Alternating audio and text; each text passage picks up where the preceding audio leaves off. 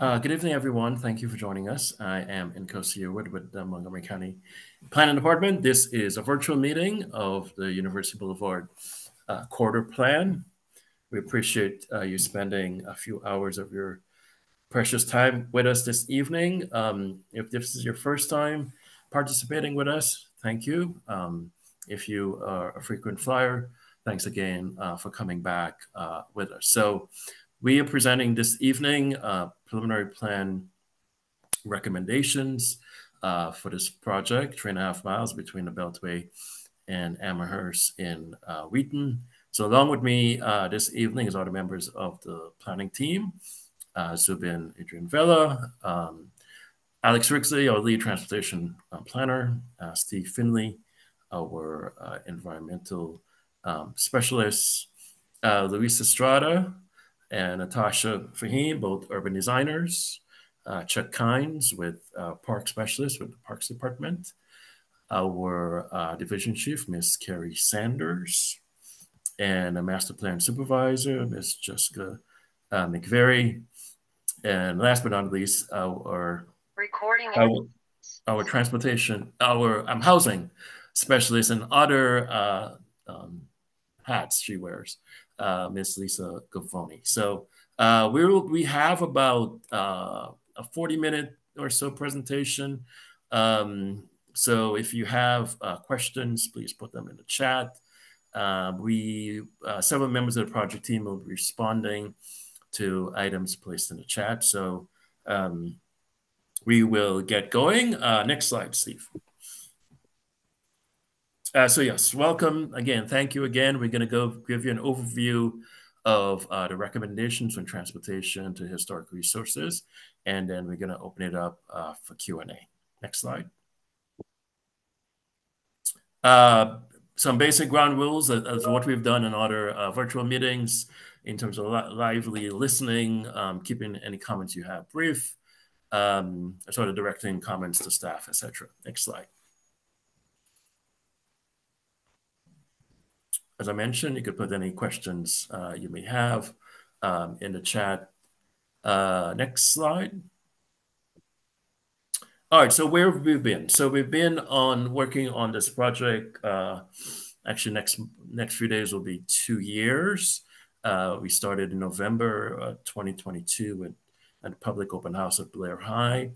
And since then, we've done a scope of work, existing conditions, emergent ideas, which were earlier this summer, and we're at preliminary recommendations. So still to come is the full document in terms of the working draft, at least our professional view of this area. And hopefully that will become the public hearing document that members of the public will testify on. And then we'll turn things over to the planning board for their review and their changes and their modifications and the work that we've put together. And then later next summer, spring, summer, it'll be transmitted to the county council. And you also have a council public hearing as well as council review in terms of a small subset of the council, and then the full 11-member council will have the final up and down vote on the plan and the recommendations in it. So next slide. So as a brief reminder, if you've been with us before, you know the corridor is 3.5 miles from the Beltway. Amherst, that's the black line shown on the screen. It's characterized by detached residential properties, institutional properties as well, churches and schools, public schools. We have 5 public schools, 2 high schools. We have commercial developments primarily sort of in certain parts of the plan area at 4 corners. You also have a Kent Mill Shopping Center and then some other commercial retail properties along Amherst. So University Boulevard is a state of Maryland Department of Transportation, SHA highway. So we've done coordination in terms of our recommendations, et cetera, with them. It's also served by Metrobus C2, C4, carrying a significant amount of people every day between Montgomery and Prince George's County, as well as a variety of ride-on routes. Next slide. Brief on the demographics. The folks in the area looked a lot like uh, Montgomery County overall is very diverse, makeup of African Americans, Latinos, etc. You have a high percentage of household income of household owners, and also in terms of a median income more than $100,000.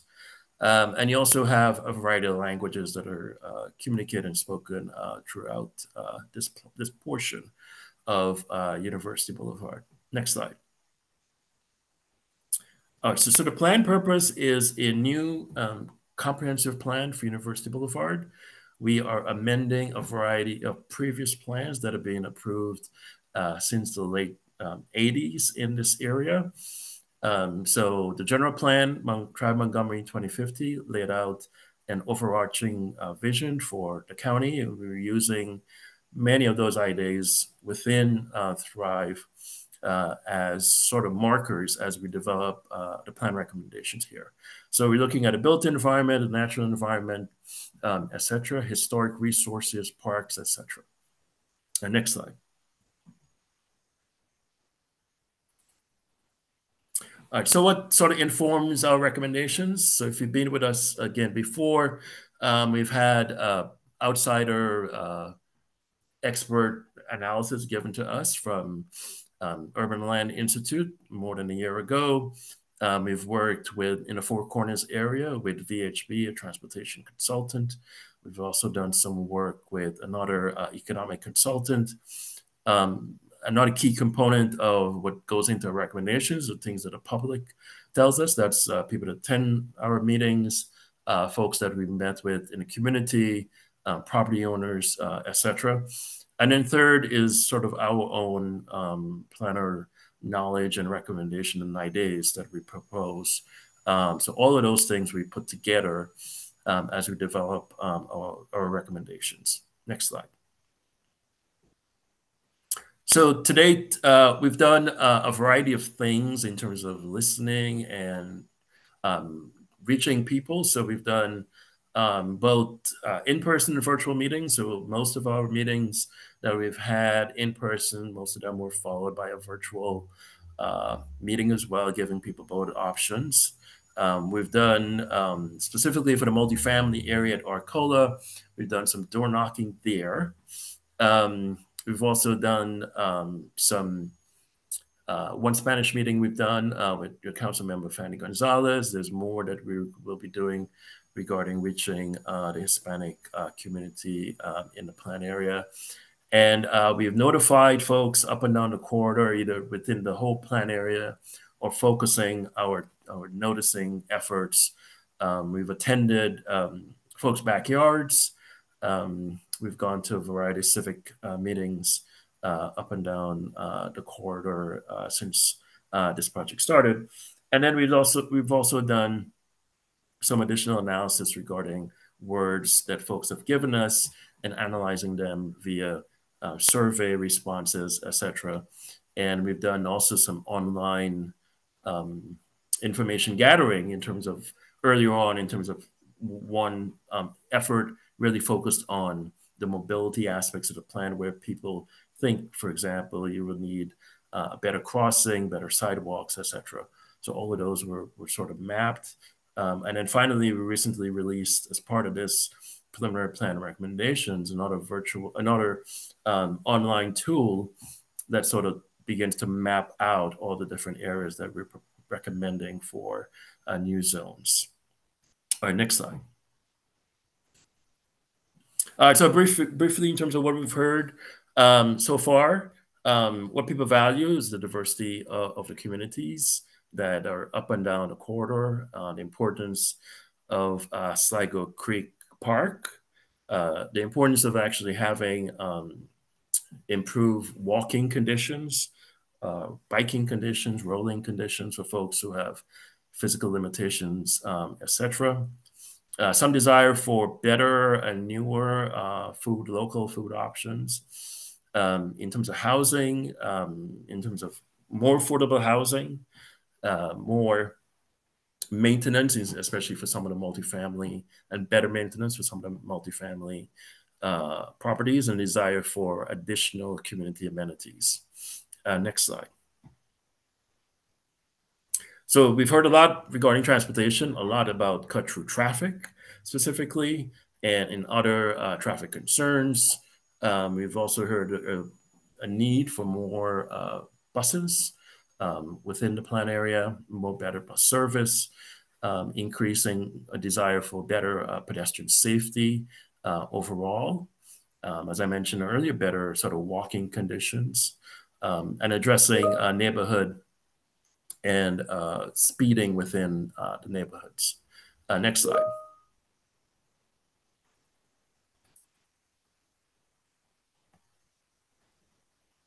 So regarding the environment, we've heard a desire for more open spaces, more green spaces, sort of infrastructure upgrades for sidewalks, roads, etc.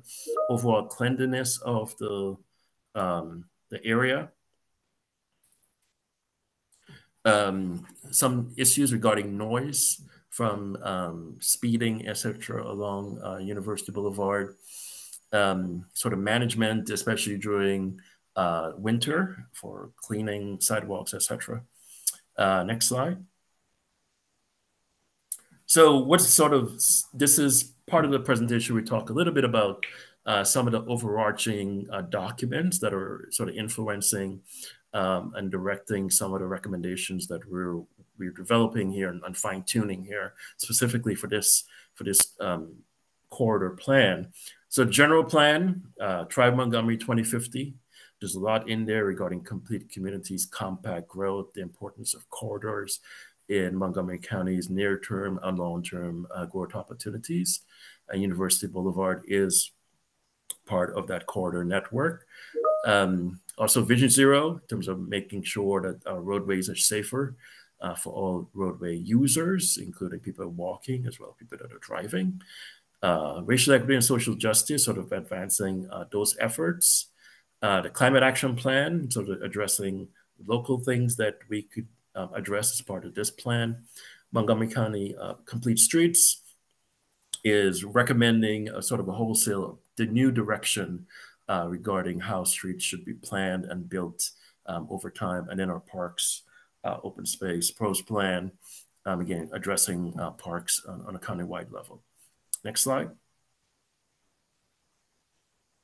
So as I mentioned, Tribe Montgomery notes that University Boulevard, as well as other major roadways in Montgomery County, including Rockville Pike, New Hampshire Avenue, Randolph Road, River Road, those are all part of the growth corridors. Those are areas where in the near term and long term, the general plan, Tribe Montgomery is recommending that over time they should have additional development opportunities. And clearly, this plan is bringing some ideas regarding what could be possible for University Boulevard between the Beltway to Amherst.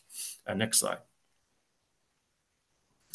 Racial equity and social justice, we are making sure that in terms of some of past practices to make sure that we're not doing those things again.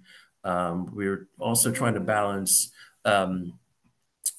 different information that we get to make sure that we're sort of clear in that analysis, our engagement, which is always continuing. But also, we're also working internally to make sure that some of the recommendations that we develop, that we're trying to balance racial equity, social justice issues, etc. Next slide. So our overall vision in terms of what's been considered here is for University Boulevard, sort of pedestrian-oriented, multimodal. That's for both people walking, people that are driving, people that are on transit. So a place that's safe, accessible, another alternative travel option. All of that is supported by bus rapid transit with new housing possibilities along the corridor, and we'll get into what those housing possibilities could be in the future. Next slide. So tonight we'll talk about the sort of key components of the plan. Transportation, Alex will cover that. Land use, I'll cover a little bit of housing, urban design with Luis, parks and trails. Steve will talk about environmental and sustainability matters.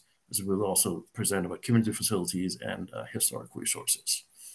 Next slide. So next will be Alex regarding our transportation preliminary recommendations. Thanks, Nkosi. So Nkosi already touched on some of the high-level countywide plans and policies that inform the work that we're doing, and these are just highlighting some that are specific to transportation. Thrive Montgomery 2050, of course, is guiding all of the work that we're doing. Vision Zero is a key driver of our plan, the effort to eliminate severe injuries and fatalities resulting from traffic crashes. The Complete Streets approach that Nkosi outlined earlier, and specifically the Complete Streets Design Guide, lays out guidance for the dimensions of roadways in the county, and we're aiming to align our recommendations in this plan with that guidance. The Countywide Transit Corridors Functional Master Plan called for a number of BRT corridors throughout the county and identifies University Boulevard as one of those. And so the specific recommendations from that plan call for dedicated transit lanes on most of University Boulevard through the plan area that we're focusing on, with the exception of the Four Corners area. And I have a slide outlining the bounds of that. But within the Four Corners area, the plan called for the buses to operate in mixed traffic. So I'll go into a little more detail on that in a moment. The Bicycle Master Plan also has important recommendations for this plan area with countywide implications. Specifically, it calls for a breezeway facility along University Boulevard, which is a higher quality bike facility for folks traveling at higher speeds and over longer distances. And then finally, the Pedestrian Master Plan informs our recommendations to improve pedestrian comfort and safety throughout the plan area. Next slide. So zooming in a little bit more on Vision Zero, again, the goal of Vision Zero, which is adopted by Montgomery County in 2017, is to eliminate traffic fatalities and severe injuries on the county's roadways. And tragically, we have had a number of severe injuries, 34 severe injuries and 3 fatalities in the plan area over a 7-year period. So we're really focused on making safety improvements to protect those lives. The key principles of Vision Zero include the idea that serious and fatal traffic crashes are unacceptable, and that they're also preventable. And one of the main ways that we can work to preventing those crashes is to design and construct roadways in a way that reduces the consequences of human error. So another tenet of Vision Zero is that people do make mistakes, people are fallible, and that includes people walking, biking, rolling, as well as people driving automobiles. But that the roadway should be designed in a way so that when mistakes inevitably do happen, they are not so severe that they result in severe injuries or fatalities. And so overall, in the transportation recommendations of the plan, we're prioritizing human life over mobility. Next slide. So getting into the specific preliminary recommendations, one of the big ones I mentioned is to provide dedicated transit lanes along University Boulevard. There's also an ongoing project that MCDOT is working on further into the design stage for Colesville Road to provide dedicated transit lanes north-south along Colesville Road.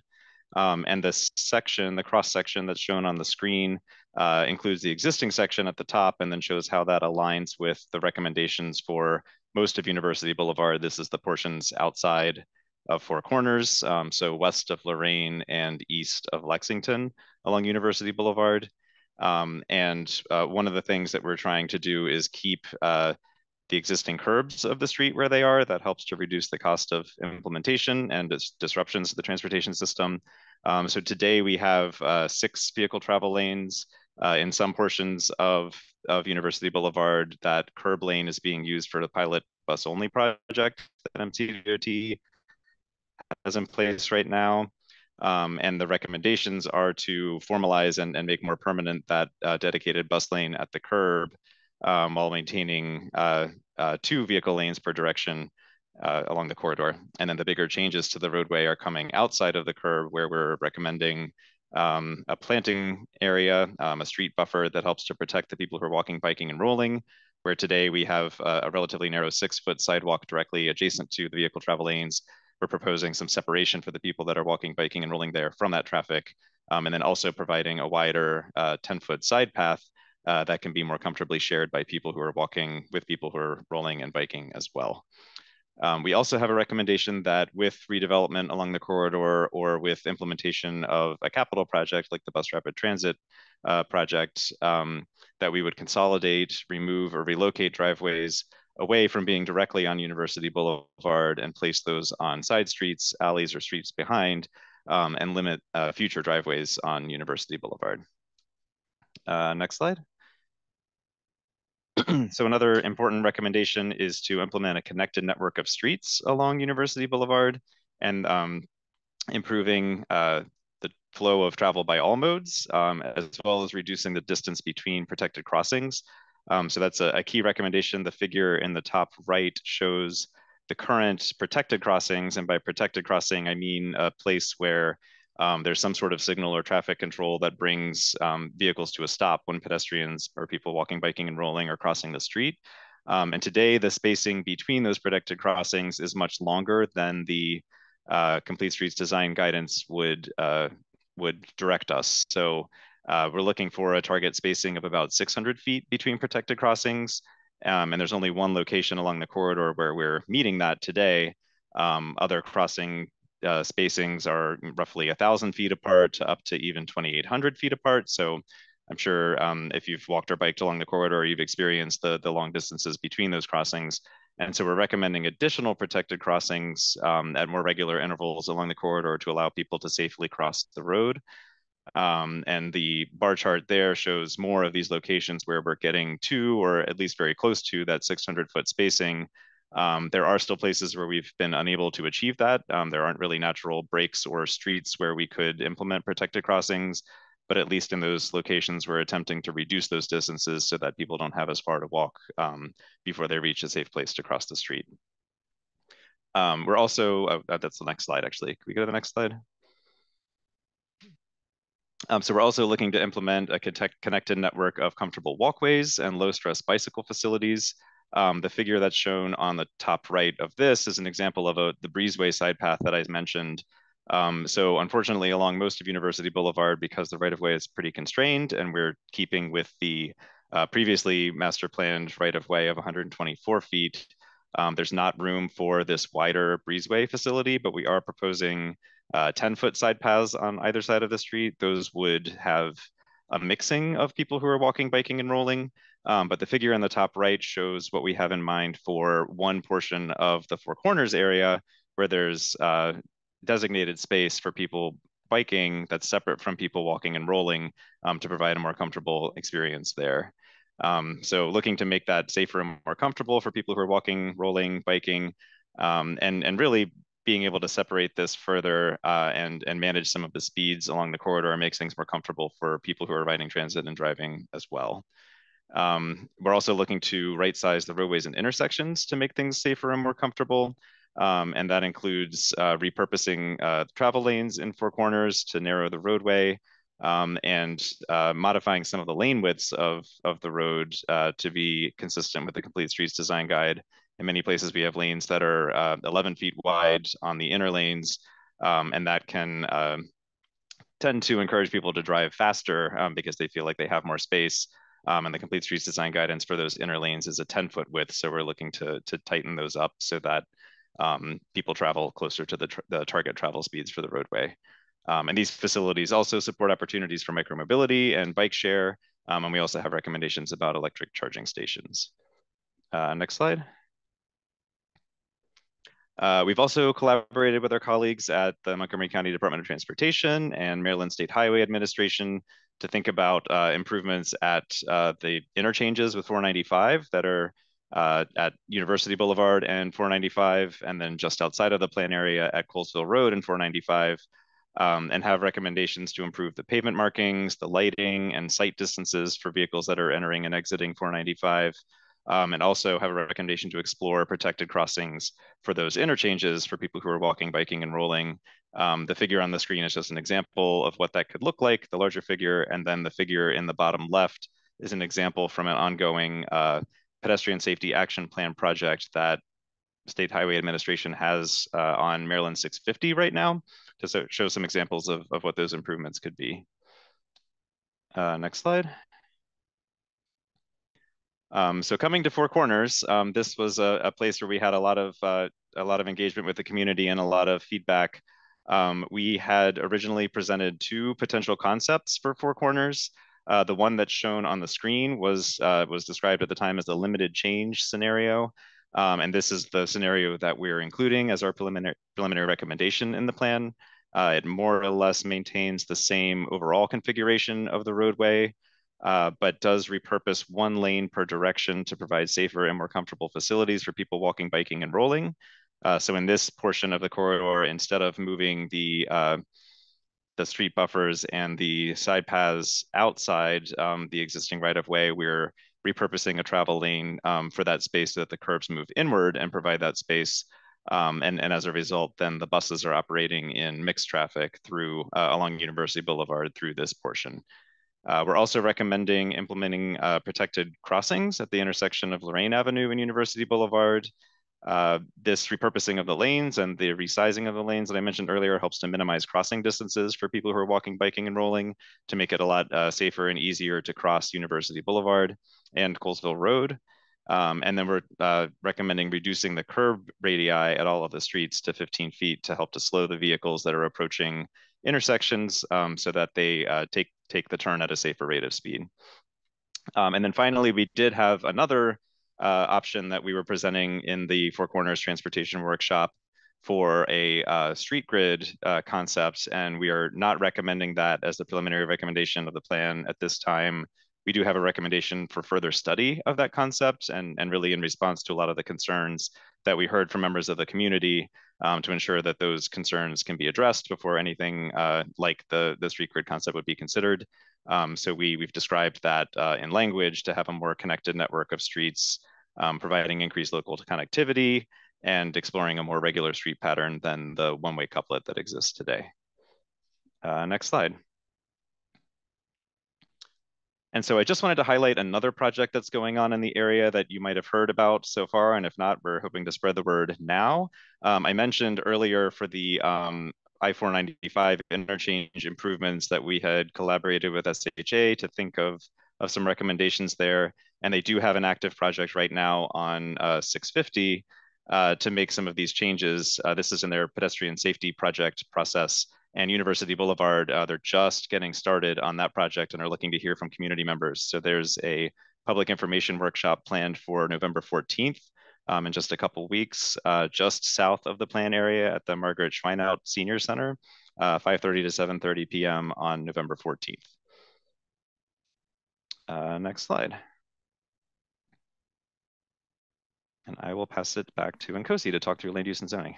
Yeah, thanks, Alex. So this portion of the presentation is about land use and zoning. So the approach that we've taken here on University Boulevard is the following. So at a high level, properties that are commercial today, we've added either a little bit more height than what's allowed today, and a little bit more intensity or floor area ratio or FAR. That's the amount of stuff that could occur on the property. So that's for essentially the Four Corners area, the zone today, commercial residential town.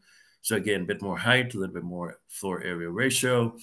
And this is also the same condition for Kemp Mill Shopping Center, that's zone neighborhood retail, but we encouraging more mixed uses there.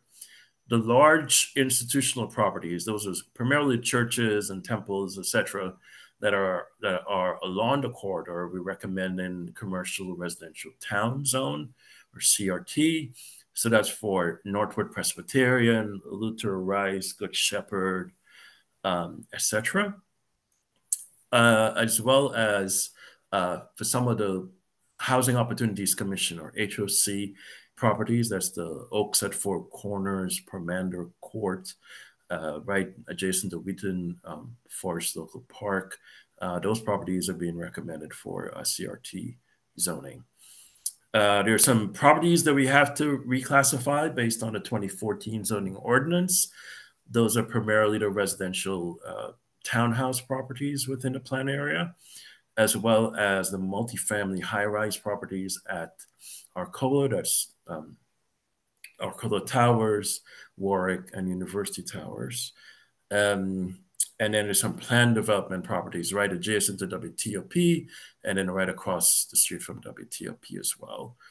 A majority, over approximately 536 properties, are being reclassified from existing R60, R90 to the proposed CRN zone. So, and then more than 1,300 properties are being retained. So, roughly for the detached residential properties along the corridor, we're recommending changes from the existing R60, 6,000 minimum lot size, or 9,000 square foot minimum lot size into the commercial residential neighborhood zone. So that means that you could have a range of unit types based on the existing zone that are there within the ordinance today, up to 50 feet in height, no commercial, but sort of focusing on the residential uses that are within the zoning ordinance. So, all right, next slide. This is existing conditions. Again, retail in the Four Corners area, primarily with institutional uses such as Blair, um, as well as Pinecrest Elementary and Park nearby. Those are the blue, or the either public institutional or religious institutional properties. The brown properties, those are the multifamily at Arcola Avenue. Um, the rest, some of the sort of WTOP is a little different there. Sort of salmonish color.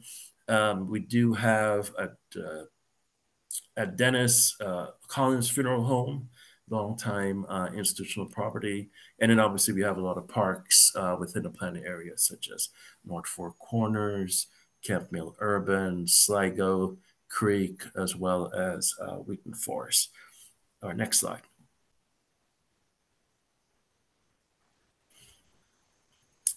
Bit on zoning. All the detached residential properties are in the, again, R60, R90 zones. This is primarily the brown colors you see on the screen. The sort of pinkish colors, that's the commercial residential town zone today that came out from the 2014 zoning ordinance update for the Four Corners area. The red top portion there off of Arcola, that's Kent Mill Shopping Center. The blue properties, those are the planned development properties immediately adjacent to WTOP and across the street from WTOP. And again, the brown properties are the more darkerish brown slash colors at the intersection of Arcola, that's the residential high rises that are there. So everything else is primarily detached residential. We also have some townhouse zones for those smaller residential townhouse communities within the planned area. Next slide. All right, so a bit on zoning. Zoning regulates use and development on land here in North America. It permits uses. It gives you maximum size of buildings, sort of height, density. Typically, there is a setback, or either from the front, side, or rear yards. It regulate in terms of how development is typically regulated. If you have traditionally all residential, such as much of University Boulevard was built within a dwelling units category, so 4 units to the acre, 5 units to the acre, for example. In this instance, we're going from dwelling units to the acre, which is the new measurement, floor area ratio, or FAR. So a ratio between the size of a property and how much of stuff can occur on that site. So if you have an FAR of 1 and you have 6,000 square feet, you could, of the size of the lot, you could potentially have 6,000 square feet of stuff, whatever that stuff is, with additional development regulating standards, such as height, setbacks, etc. Next slide. All right, so in terms of what I mentioned earlier, this is sort of a breakout of the plan area, different neighborhoods.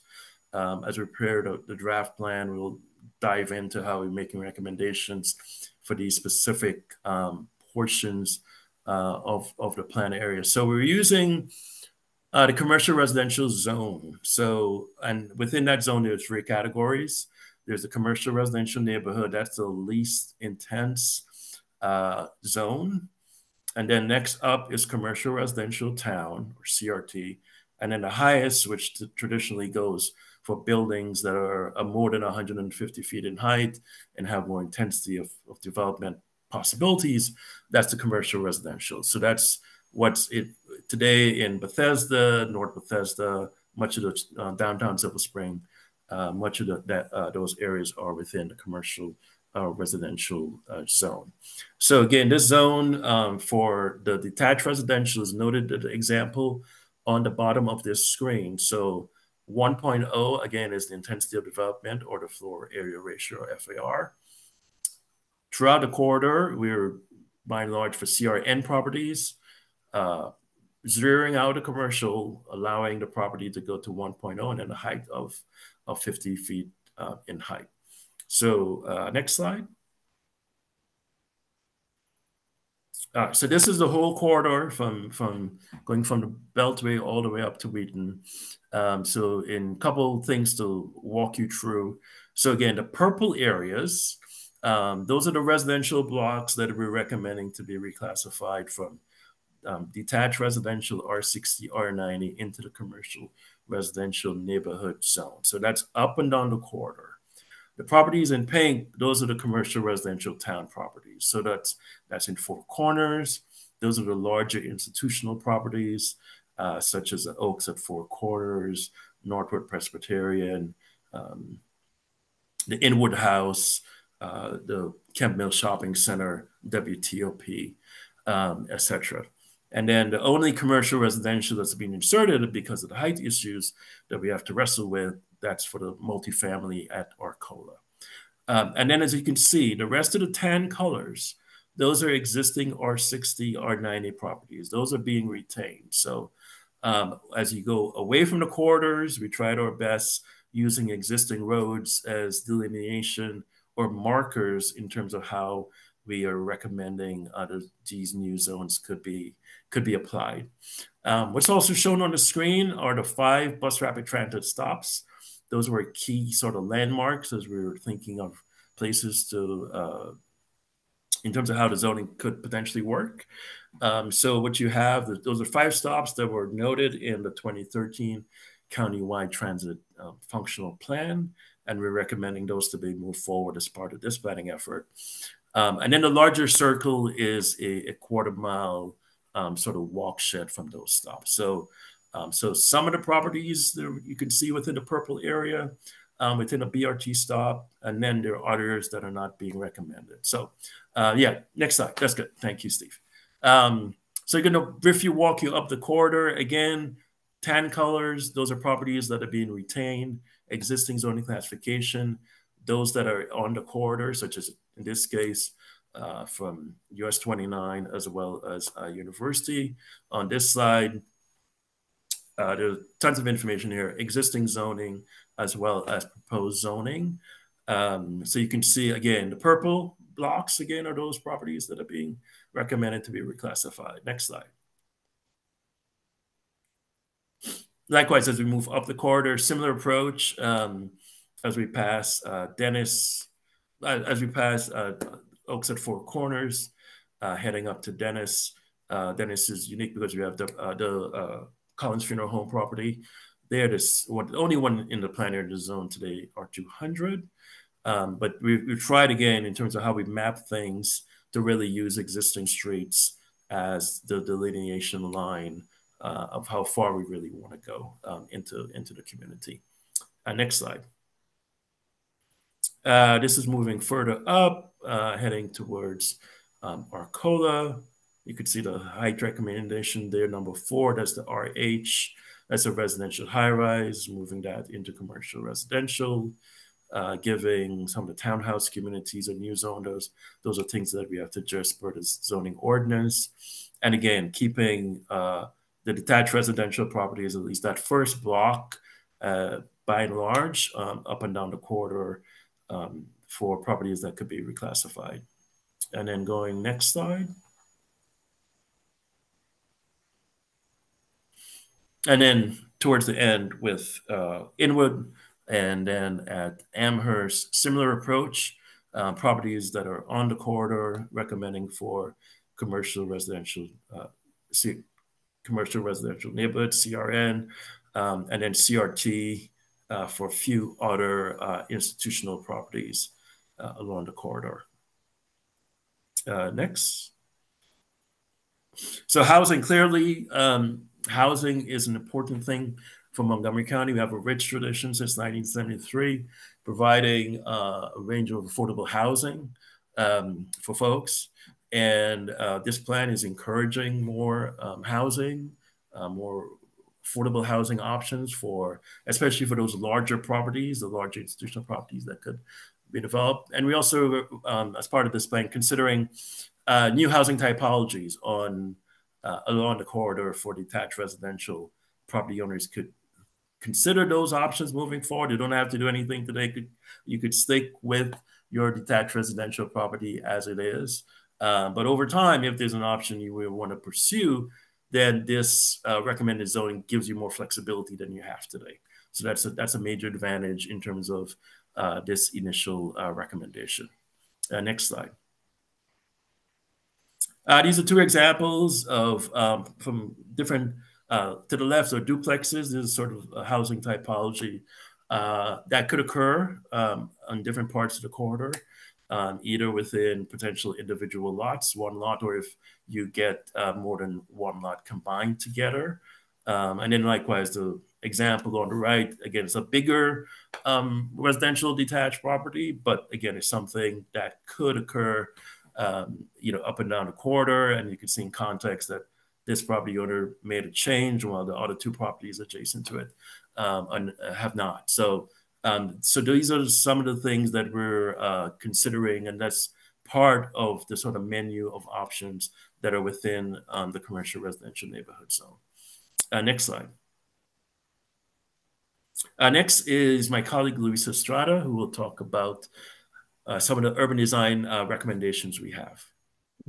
Thanks, Nkosi. Good evening to everybody. And a plan of this magnitude, of course, because of the extent of the rezoning that is being recommended, will include design guidance that will ensure that redevelopment or any kind of development that is happening along the corridor maintains compatibility with the existing neighborhood, and the intent of any guidance that is provided is to build on the corridor's existing context, and so that we can integrate small, medium, or large scale new development along the corridor to expand housing options and also to foster the creation of neighborhood serving centers at locations that are connected to the recommended bus rapid transit stations.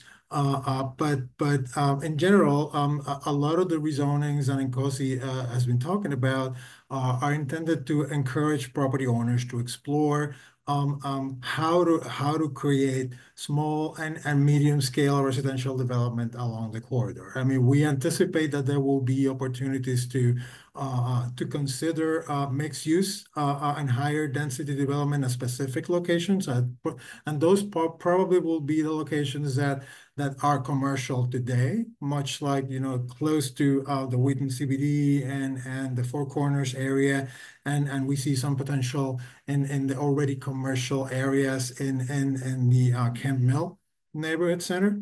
But to that effect, the design guidance that we provide as part of the planning effort will be broken into three large categories. One of them is what we're talking about now regarding building design guidance.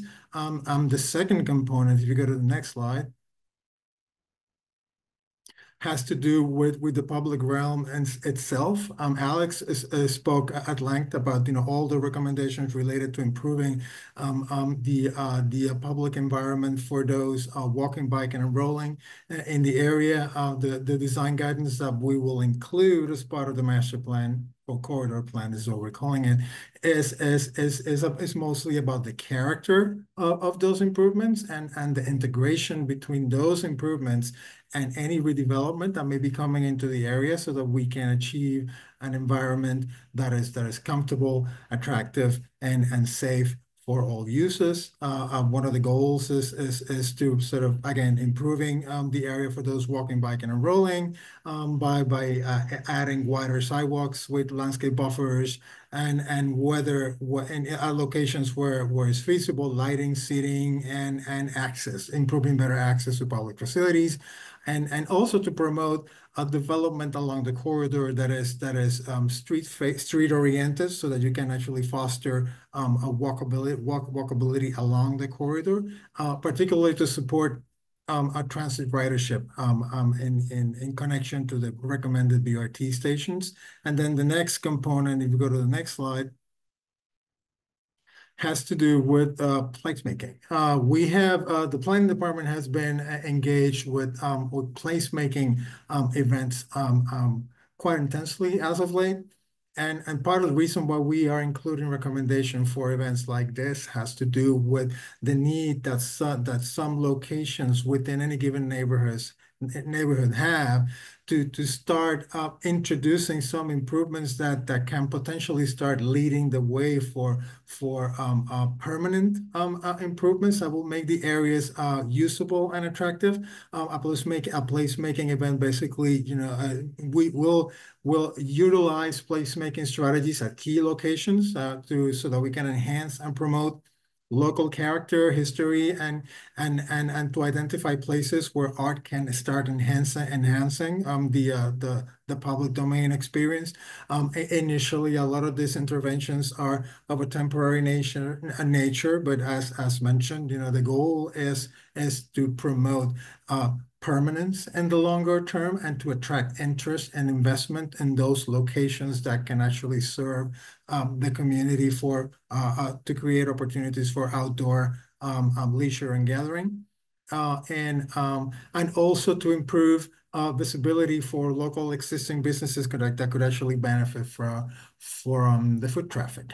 So that's broadly the three categories of urban design guidance that we will include in the master plan. And I believe that the next slide is got to do with parks, trails, and open space rights. And then I'll pass on the presentation to, is Chuck on the call? Yeah, I'll run this one. Oh, you'll do it. Okay. Yeah. So we're fortunate for this plan here to have a variety of existing parks. So Wheaton Forest local, Kemp Mill urban, obviously Sligo is a jewel in this region.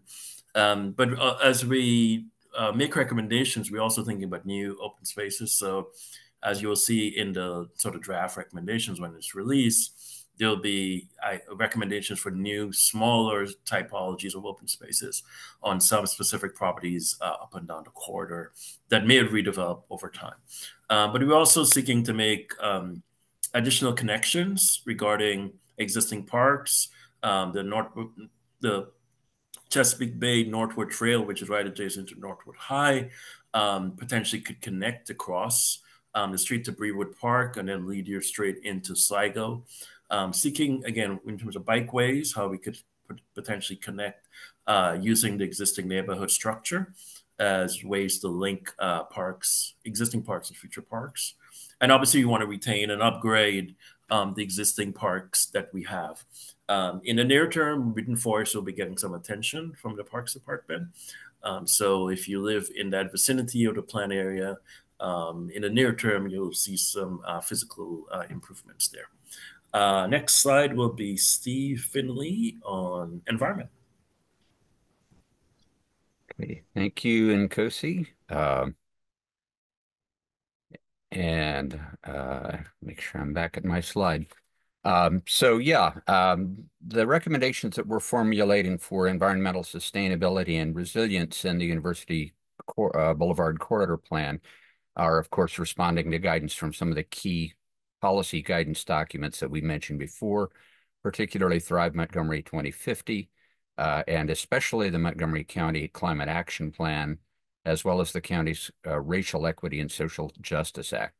Some of the key issues that we're addressing are very high priority on dealing with the impacts of climate change, notably extreme heat events and urban heat island effect, and some of the flooding runoff from intense rainfall events that are occurring with increasing frequency. Goals we're striving to achieve include creating green, healthy, resilient places for people to live, reducing carbon emissions, preserving the county's biological diversity, protecting air and water quality, and making sure that all communities can enjoy the benefits of living in a healthy environment. So real quickly on this slide and the one that follows, I'm going to cover some of the high-level recommendations that we're advancing to address the issues and goals that we've identified. And there will be additional recommendations that will be included in the preliminary recommendations when they're reviewed by the Planning Board. So given that the central feature of the University Boulevard Corridor Plan is a major transportation corridor, we want the road and the associated multimodal transportation facilities like the pedestrian, the bicycle and rolling paths, and the bus stops to include green features that will help protect people traveling within the corridor from the dangers of extreme heat events and to help mitigate runoff from impervious surfaces.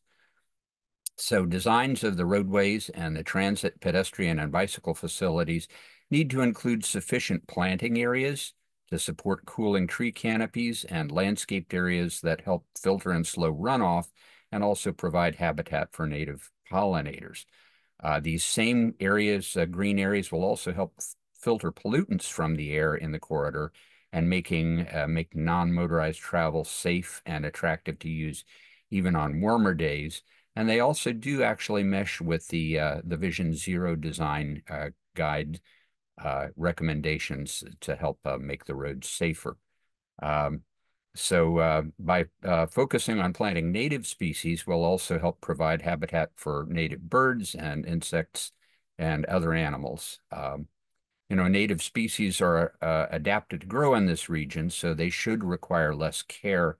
And I will note that we've also adjusted our list of recommended trees for planting to focus on local native species that also grow farther south so that the newly planted trees are resilient to the changing climate. I have a couple of example photographs here, and I will note that these are kind of the ideal condition. We recognize that there's not room to achieve this in all areas, but this is kind of an ideal, and then the green features need to respond to the area that's available along the corridor. So in the top photograph, you can see a shaded side path and bike share area. Just off to the left in the photograph is a fairly significant road about the size of University Boulevard. And just behind that green screen to the right are actually houses and yards. The bottom photograph shows an area of landscaping that's designed to help reduce runoff. You can see they've kind of created a low area there. This is a fairly large landscaped area, but they've created a depressional area and planted it with native species that help native pollinators and don't mind having their feet wet. So that's kind of the idea that we have in mind. They can also be made much smaller. Another thing that we want to do is minimize impervious surfaces for all new residential and non-residential developments. Imperviousness is one of the key issues that we have to deal with. It contributes both to the heat island effect as well as to runoff. And so finding ways to minimize that in the designs of the developments and redevelopments is important, but it's also very difficult to do. Again, if you've been here more than once, you have heard me say that imperviousness is hard, and I don't apologize for saying that. But it requires creativity and intentionality to look for ways to reduce imperviousness to help protect water quality in the Sligo Creek and in the Northwest Branch. Green buffers along roads can also help improve air quality in the adjacent neighborhoods, and that's important as well. We also want to design buildings that are more energy efficient and able to incorporate renewable energy into those designs. Will also take intentionality and creative design. There's a lot that can be accomplished if energy efficiency is a goal of design from the very beginning of the project. If you plan for it from the beginning, it comes out a lot better. Building orientation and simple shading features on the buildings can make a big difference. Again, a couple of example photographs, a nice design of a parking lot where when those trees get bigger, they're going to provide fairly substantial shade in that parking lot area, as well as help control runoff. And again, a really ideal situation for a green buffer with a side path. The large road is just off the edge to the left. You can see the houses on the right. Again, there's not room to do this in all areas, but this is kind of an ideal of what we would like to be able to achieve. I'm going to move on to the next slide.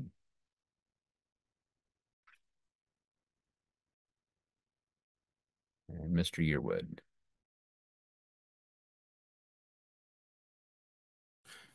Yes, sir. Thank you. So community facilities. So we have, again, a variety of community facilities in the planned area, including obviously schools and parks. We have the fire station, two post offices within the planned area. So those are all great community assets and resources. So the recommendations are really if there's a need for new public facilities, to co-locate them in terms of being efficient with the limited land that we have, in terms of for any large public facilities, promoting local farming opportunities such as community gardens within the plan area, potentially using some of the existing parks or portions of it to have community gardens within the corridor area. We do have some other parks in the region within the county. In further south of University Boulevard in the Long Branch area, where you do have some community gardens there, and it's also supporting some of the other initiatives by other county agencies to address some of food insecurity, especially within some of the multifamily areas within the corridor. Next slide. Historic preservation. So we have in Montgomery County 2 levels of historic property listing. At the top is the master plan. Those are the best properties. And then the sort of introductory properties are the locational atlas listings. In this plan area, we have one that will be recommended to be placed on the master plan for historic preservation. That's the Horad House, close to Amherst, a rich history of an African-American family associated with this property from the 40s, 50s on. We also have WTOP, the white building there is listed on the master plan for historic resources. And we also will be updating, not too long ago, the county started a burial sites inventory, and we'll be updating that as part of this planning effort. And we'll also be seeking ways to commemorate and to incorporate the rich history of African Americans as well as Jewish Americans within this corridor area. That could be plaques, other sort of mementos over time. So those are some of our historic preservation recommendations. Next slide. I think is okay. What's coming? So tomorrow morning we'll be presenting these preliminary recommendations to the planning board. Then later on we'll be putting together the whole document in terms of the working draft recommendations, and hopefully that'll become the public hearing draft document. And then we'll go to work sessions with the planning board into next year, and then hopefully transmit it to the council after the board's review. And then obviously the council will have their own public hearing, and then they'll have their own review on the draft plan. So next slide, I believe, is the contact. Yeah. So clearly we've had about 100 people in this Zoom call, which is great. If you want us to, two things. The proposed zoning changes are on our website. You can also use the QR code to find if your property is within the proposed recommended commercial residential neighborhood area or areas. And likewise, if you want us to come out and speak to you, or if you want to come in and meet and speak with us, our doors are always open. We've met in people's backyard. We've been to civic groups. We've met not too long ago with some of the folks of Hogart and near the Four Corners area. They came into the office. So just want to know that, to let you know that if you have any additional follow-ups, you have our email, phone numbers to call. So with that, I know we have, as of here, 8 o'clock, we have 55 questions in the Q&A. So I'll turn it over to Zubin and my other colleagues regarding responding to many of these questions that are in the chat. Hi, Nkosi, thanks. And thanks for sort of pointing out that there are 55 questions, and I think we have 55 minutes left in that meeting. So I suspect we won't get through all of them, but I'll try to do my best to highlight the sort of most important questions that we have here. Nkosi, I'm going to turn to you for the first one, which is the demographics indicate that there are 27% of the affected residents are Hispanic/Latino. Yet no materials or presentations about these preliminary recommendations have been provided to the public in Spanish. Can you please address that?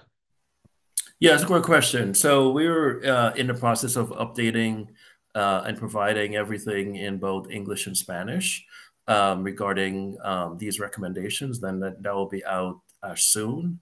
We've made previous efforts to get to different Spanish speakers. We've held both one meeting. We've had another smaller meeting with some residents in the plan area. If there's anyone on this call who speaks Spanish as a first language or has a neighbor, please reach out to us and make sure that we could share the information in their language of choice. Our colleague, Luis Estrada, is fluent in Spanish. So yeah, anyone on this call who has a neighbor, please give them our information so we could follow up with them. Great. And Nkosi, while I have you, I'm going to keep you here. This is like one question, but I've seen kind of the flavor of this question very often, which is homes in our area are already affordable and well below the county median. Why can't this effort be in sort of more expensive, and people often cite different areas, more expensive neighborhoods in the county instead of our area? So Nkosi, Lisa, I think you're all experts on this. So yeah, I think by and large, Montgomery County, we've done corridor planning for other parts. We've done Veers Mill, we've done Georgia Avenue, we've done parts of Rockville, much of Rockville Pike, Wisconsin Avenue. There are other plans that will be done on other corridors that are called for within Thrive Montgomery. As a department, when we started this, we noted that this effort that as a department, we have not done any work on this part of the Eastern County since 2001. And given the importance of the Thrive recommendations, there's a recommendation from the planning director to the council to work on this area.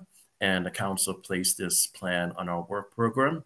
And we started the effort to look at University Boulevard. Another group of my colleagues in the Down County area, they're working on another portion of University Boulevard, so the south of the Beltway, where this plan area stops and go further down into the Long Branch area. And then eventually we'll do another portion that heads into Kensington. So other corridors, River Road, there'll be a plan, I'm assuming down the way, for that part of the county. Old Georgetown Road is another bus rapid transit route. I think we're going to look at that further down the road as well. We've looked at portions of these areas. We looked in the Rock Spring area. There was a portion of Old Georgetown Road was done, and then we've also looked at a portion of Old Georgetown Road as it goes into the North Bethesda, White Flint area. So I'll turn it over to my colleague Lisa Capone, who's our housing expert, to add in additional comments. And if I may, just before Lisa speaks, and Nkosi, wanted to add one item. This corridor has had, between 2015 and 2022, it's had 34 severe injuries and 3 fatalities. And that's from all the crashes in that time period. So it's a high injury corridor in the county, and we were asked to look at that because it's clearly unacceptable to have those kind of injuries and fatalities happening with such frequency. So I wanted to make sure folks understood that, when all of those tragic incidents happened, there was a real desire for a comprehensive look at this corridor to improve safety. At the same time, we have a county policy that requires us, when we do master planning, to look at corridor-focused growth to support the transportation. So there's a strong connection between when we add or change the ability to develop property and the transportation that's associated with that. And so that's when we're looking at comprehensive planning, we're looking at corridors, we're trying to see, how we can add more housing in the county and how we can support the transportation that the government is then going to provide along those transportation corridors. When we provide more housing options, it doesn't always mean that people will build that housing. It's up to the private property owners what they want to do with their land.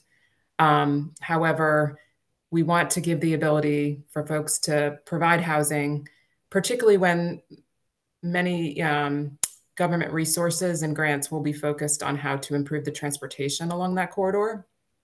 So just wanted to highlight, the impetus for this effort, and it's not just this part of the county. We will have other efforts. We have had other efforts all over the county. But as Nkosi has said, it's been many, many years since we've looked at this corridor. In fact, it's something that was urgent in terms of the crashes that were happening here. So with that, I'll turn it over to Lisa Gavoni to go over the housing aspects of the question. Thank you. Thanks, Carrie and Nkosi. I don't really have much to add. I see that Q&A is now ballooned up to over 60 questions. So I'll just be, very brief and, repeat that we have a new general plan, Thrive Montgomery 2050, that highlights housing as a human right. It also highlights the ideas of corridor-focused growth and compact growth. And this is one of the first plans that really looks at that guiding document, Thrive Montgomery 2050, and how we can incorporate it into our housing and land use and transportation recommendations. Like Nkosi said, this is one of the first plans, but we're working on plans in Eastern Silver Spring. We're also working on other, central business districts like Friendship Heights, and we'll continue to looking at all of those plans through the lens of Thrive on how we can create housing, land use, and transportation recommendations that really highlight that idea of compact growth and corridor-focused growth. Thanks, Lisa. I think since Vision Zero has come up, I'm wondering if Alex, I can come to you for the next couple of questions, which is about Vision Zero, whether it can be achieved without police enforcement of traffic laws. The questioner points out that, the police force is basically understaffed. So is hiring more officers part of the recommendation? How does a plan address those things? Yeah, thanks, Subin, and thanks for that question. I will say that that enforcement is important to achieving Vision Zero. It's not a focus of the plan. We're taking, so Vision Zero and the systemic safety approach overall take a sort of all of the above kind of overlapping Swiss cheese approach to preventing fatalities and serious injuries. And so we want to make sure that there are multiple safeguards in place along the way so that incidents on the roadway don't result in fatalities and severe injuries. So enforcement is an important piece of that. Feel free, others on the team, to chime in about the appropriateness of that recommendation in a plan. That's typically handled by the Montgomery County Police Department, but and State Highway. But we're really focused in the plan on another piece of that overlapping set of protections, which is the engineering and the design of the roadway. And so things like the dedicated bus lanes or the narrowing of the lanes, anything that we can do to guide people driving their cars to adhere to the target speeds for the roadway reduces the load on those enforcement officers. And having facilities that are safe for people to use to walk, bike, and roll also helps to reduce those conflicts and the need for that enforcement. So I do think the enforcement is an important piece, but the piece that we are most empowered to address and the piece that we're really focused on is designing the roadways so that enforcement is less necessary. Great. Alex, while I still have you, I'm going to ask you a quick question about the plan to, if the plan is to remove driveways and relocate driver access to side streets and alleyways, and if the alleyways do not currently exist, then would it require somebody taking the pieces of our backyards is the question. So, can you just address this anxiety? Yeah, thanks. No, yeah, the idea is that this would happen over time and only as property owners are choosing to redevelop their properties. So in some cases that might be difficult to achieve, and it might be more a matter of consolidating than eliminating driveways. But as properties redevelop, if there are opportunities to on corner lots, or if multiple parcels are assembled together to consolidate those driveways and where possible have them access side streets. Yeah, this is a really important recommendation from the safety perspective too. I'm imagining that some folks on the call tonight live along University Boulevard and understand the challenges of pulling into and out of driveways that directly enter the roadway. Folks might have driven along the corridor and had similar challenges. Those having multiple points where drivers might be more abruptly changing speed and making turning movements contributes to more potential safety challenges along the roadway. So to the extent that we can have folks making either right or left turns at controlled locations, at signalized intersections that go into neighborhood streets, and then on those calmer, quieter neighborhood streets, making the turns into driveways, that helps to avoid some of those conflicts and to reduce some of those potential safety challenges. But to the question about implementation, yeah, that would be a longer term process that would likely involve the redevelopment of particular properties. Great. I'm going to keep you here for one more question, Alex, and then I'll move on back to the zoning questions, which is a question about basically cut-through traffic. So there's a question which says, seems there's a lot of focus on addressing traffic on University Boulevard, but the person expresses concern about cut-through traffic or neighborhood traffic, and not just speeding drivers, but aggressive drivers. Could you address that? Yeah, thanks for that question. And I've definitely heard a lot of concerns about cut-through traffic and about the behaviors of drivers when they're driving through neighborhoods. And I think a number of the recommendations in the plan can start to address that. Nothing we do is guaranteed or perfect, but I think we can have some perhaps some actions on some neighborhood traffic calming measures. I know some streets already have those in place, but things like speed humps or speed tables, recommendations to narrow some of the travel ways within neighborhoods as well. A lot of places have on-street parking that is not striped or otherwise delineated, and so if multiple cars are parked there, drivers do need to slow down to sort of navigate around them. But at some times when cars are not parked there, the roadway just looks extra wide, and that tends to encourage folks to speed or drive more aggressively. So striping, marking those parking spaces, and narrowing the visual field of the roadway can help folks to slow down too. And then sort of at the interface of those neighborhood streets and the larger roadway, University Boulevard, for example, or Colesville Road, some of the recommendations in the plan include right turn on red restrictions, and leading pedestrian intervals for the crosswalks. And so that would require drivers to come to a stop at those signals, and then they would not turn right into the neighborhood until the signal turns green. And so that can also help to slow those drivers when they're in the neighborhoods and signal that they're entering that neighborhood environment, so that they're not making higher speed right turns into neighborhoods. Great, thank you. And Kosi and I guess Jessica, I think I'm going to merge this big question to you, which I'm seeing a lot in the Q&A. It's generally sort of express anxiety about the new proposed zoning, which might lead to developers who are driven by profit and will not lead to necessarily attainable housing. There's this generalized concern, of course, which mentions that the homes here are already relatively affordable to the county. And then would each new unit be more expensive than original units, contradicting the goal of creating more attainable housing?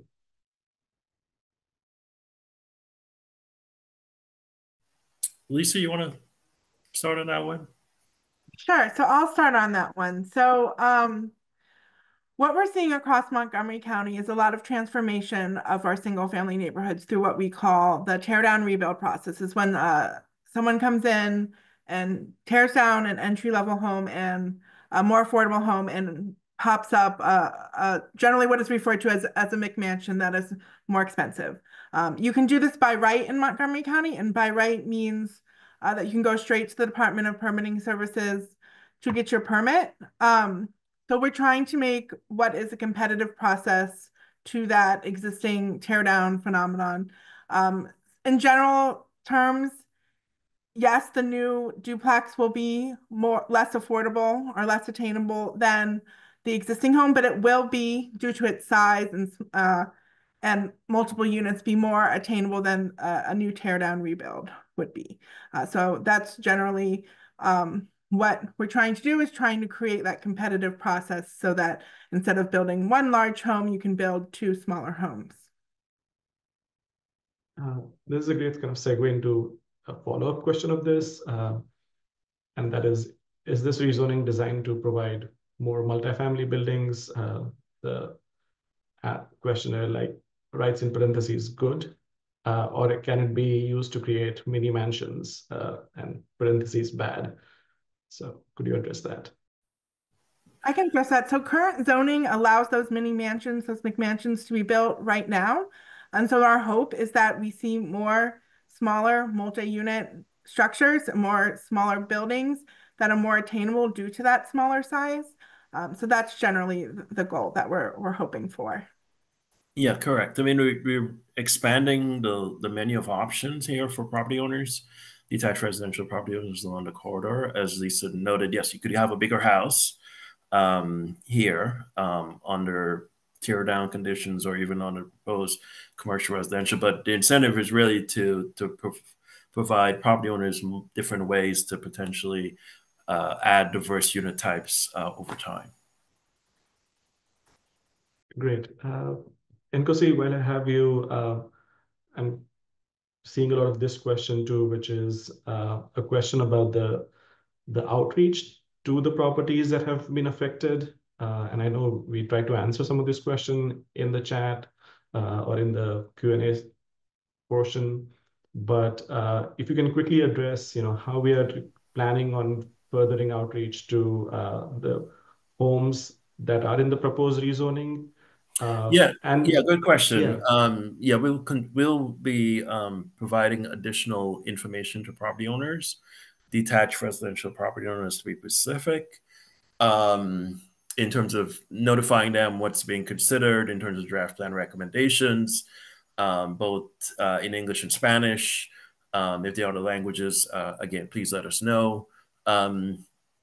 So that'll be going out soon regarding additional engagement and opportunities for property owners within the plan area where the commercial residential zone is being proposed.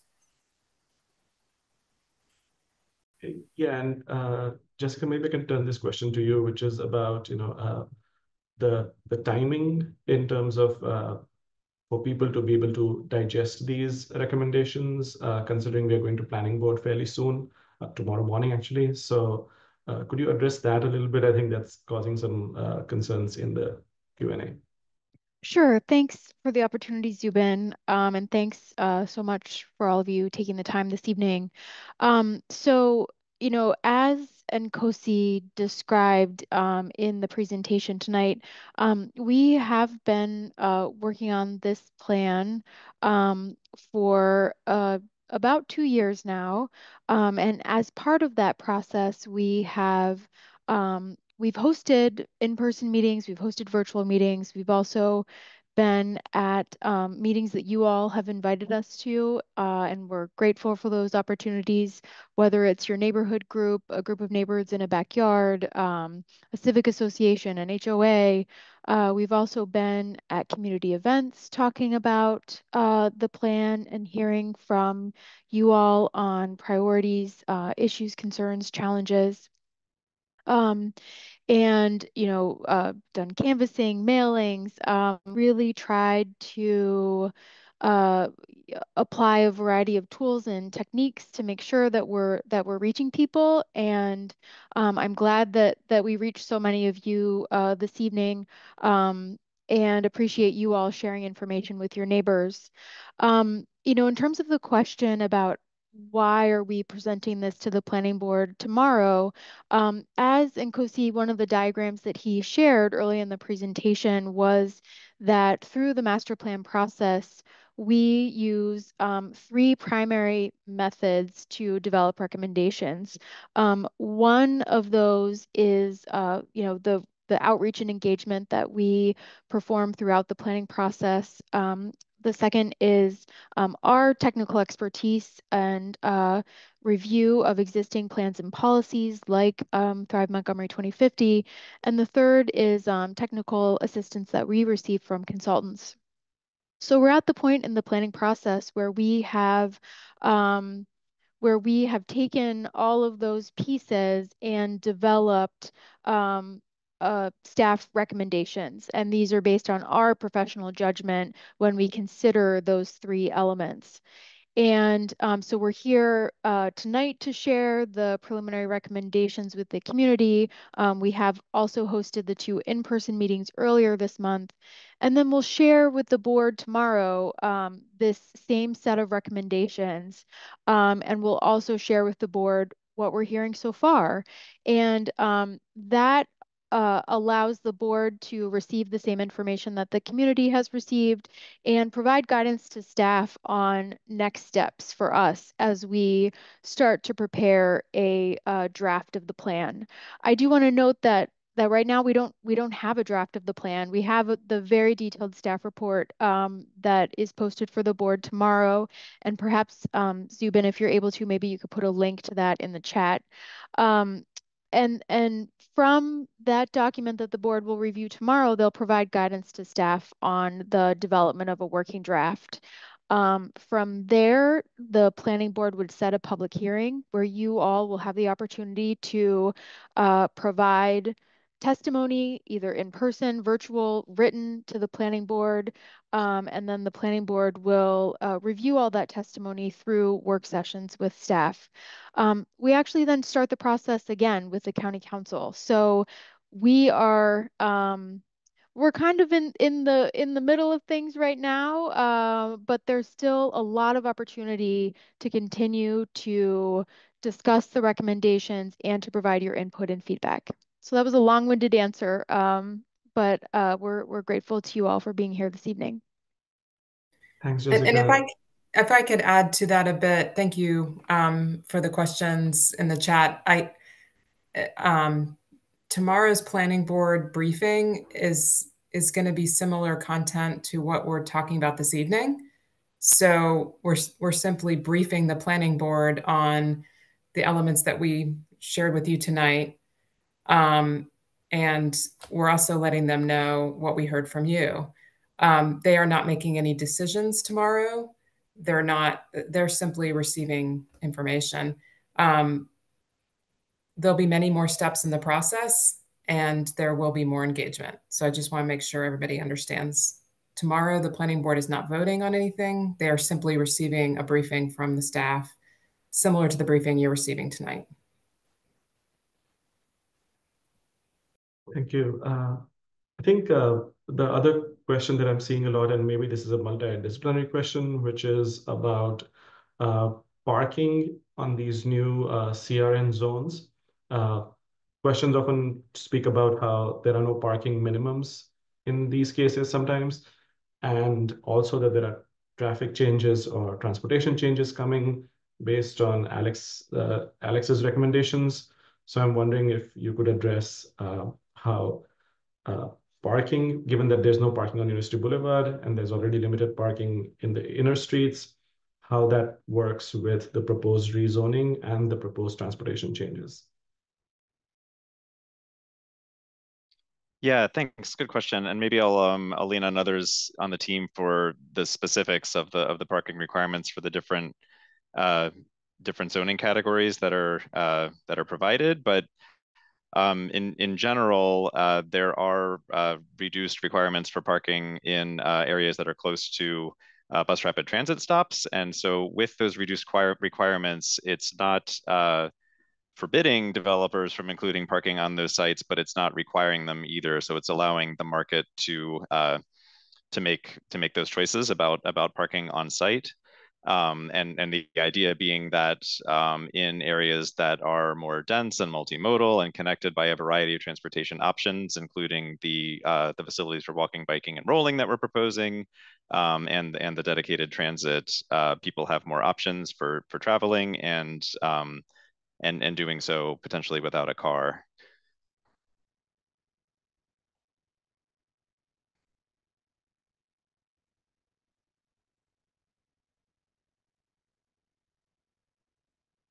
Nkosi or Carrie, do you want to address it, how parking works with the CRN zones, maybe? Sure, thank you. I saw that question come through the chat, and we're doing our best to answer all the questions. We appreciate your patience as we work our way through, and we also do appreciate you taking the time to join us this evening. So the CRN zone, the commercial, the commercial residential neighborhood zone does have specific requirements for parking. And it does depend on what development is proposed. So if you simply, if you have a small lot and you want to build a duplex on that lot, you may be required to have 1 or 2 parking spaces per unit. It does depend where your development or your proposal is located. For example, if you're located within a quarter mile of a bus rapid transit station that has funding in the capital improvement program for the county, you may be exempted or you may not be required to provide parking. However, at this time, we don't really have that situation on this corridor because we don't currently have a CIP project that is funded for the bus rapid transit. If you are located in a different type of zone, like let's say your property's located in a CRT, commercial residential town property, that type of zoning has a different parking requirement. And we'll have different, what we call sort of parking spaces per unit. I know there is, in addition to the question about like how much parking would be required, keep in mind that if someone is going to pursue some kind of development and they want to have parking, even if they're not required to provide it, they can still provide it. There's nothing that prevents them from providing parking spaces. It's simply an option to them if they're within that quarter mile and they have a funded BRT project to not provide parking. We often see in Montgomery County that if a project comes through and somebody feels that parking is needed, they will provide the parking. The other thing I wanted to mention is we do have parking management techniques that the county employs. So, for example, if a given street doesn't have adequate street parking, there are programs in place where folks can apply to essentially have managed parking on their street that's for residents that live on the street. And then lastly, I will note that, through these proposals that we're making, none of this happens overnight. So for example, we may have these proposals in this master plan, and private property owners will decide if they would like to perhaps provide, an additional housing unit on their property if they're able to do so, and they may move forward. They may decide not to do that as well. Nothing in this plan requires anybody to take any action on their property. It's simply providing them options if they choose to do so. For example, if somebody would like to age in place, but would like to have their child have their home, they could have a accessory dwelling unit within a given zone. So that's an example of maybe how certain zones are flexible to allow for different housing types. None of this is required and the government isn't coming in to build this, but it's more that we're giving folks the option to do that with the zoning that's on the property. Thank you, Carrie. Lisa, since you have worked on this much more, there's a question which is, are there examples of neighborhood where a similar zoning change to include multifamily units has been considered successful? Sure. So that's a great question. A lot of these changes for what we usually call missing middle housing, which is the housing types that are in between single family attached and detached and multifamily low rise, like duplexes, triplexes, small apartments. It's pretty new nationally. Probably one of the biggest examples is the city of Minneapolis did it a couple of years ago, and they saw some incremental changes. The incremental production of some triplexes across the city and some other missing middle types of housing. I would say, Montgomery County, although a lot of our zoning now prohibits this type of housing, has some good older examples of this type of housing in this mix. I would say Eastern Silver Spring is a really good example of a mix of housing types. The Kentlands is a newer example, although they have their own zoning authority. So those are just, I think, two good examples of places in Montgomery County that highlight the diversity of housing and how they can blend together. Thank you. So, Nkosi, I think I'm going to come to you for the next question, which is, please address the infrastructure issue, especially schools. The person talks about, given the budget constraints, schools already have a shortfall. So how would redevelopment or rezoning work with school capacity? Good, great, fabulous question. So we look at schools at sort of two levels in collaboration with Montgomery County Public Schools. So first thing is in the long term, this plan, again, is 20, 30 years out in the future. So we look and examine and sort of forecast what are the impacts of schools within this corridor plan area. So that's one thing, and that will be documented. And we'll have recommendations regarding how Montgomery County Public Schools could pursue addressing capacity within this corridor, as well as the adjacent areas that all serve the Down County Consortium. So the Down County Consortium includes a variety of areas that we've done. We as a planning agency have done a lot of planning for, all the way from Whitefield 2, which is Old Georgetown, Randolph Road area, coming all the way down into Silver Spring. So it's a big geographic area, is the Down County Consortium. So our understanding is working with MCPS. They're considering what will happen in the near term. MCPS is, they use their 6-year CIP funding. Meanwhile, this plan is much more long-term. But between the 6-year CIP especially for elementary schools, and then the longer term CIP for middle schools and for high schools. We take all of those things into consideration as we make recommendations. In some plans, maybe not this plan, but in others, we've recommended, we need a new school. We did a new elementary school. We did that in some other plans that I've worked on. Or if you're going to be developing middle, high, elementary, we could use existing resources, existing assets, etc. And I think finally, since Northwood will be coming back online by 2027, Montgomery County Public Schools, they're likely to go through some boundary adjustments. That's something that's done by the school board and MCPS staff.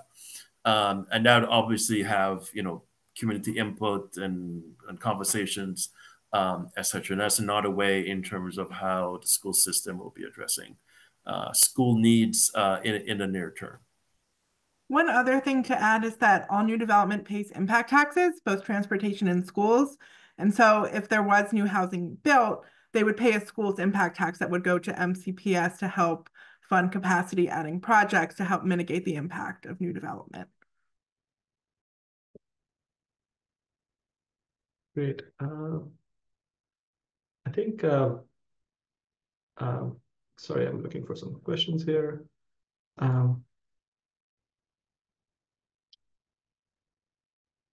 This person, I think there's more questions about the driveway. Alex, maybe I'm going to come to you with this one. It's a specific question about if a driveway opens into a bus lane, which is part of the redevelopment plan, won't that help transition into traffic?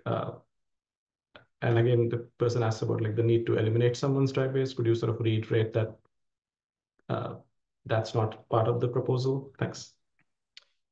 Yeah, thanks. I think entering a bus lane rather than the higher volume general purpose vehicle lanes does reduce some of that conflict. But I think in the design of that project, and maybe I should back up and clarify that we're making planning level recommendations for the facilities on these roadways, but our implementing agency partners would follow up with more detailed designs of these facilities. So that likely would be the Montgomery County Department of Transportation, MCDOT.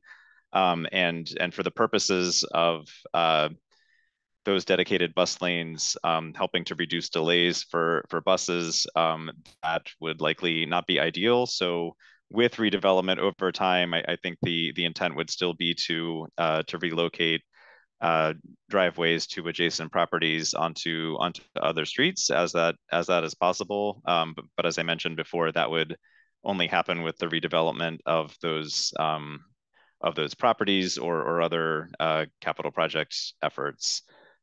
So really trying to do everything we can to simplify the number of access points along the corridor.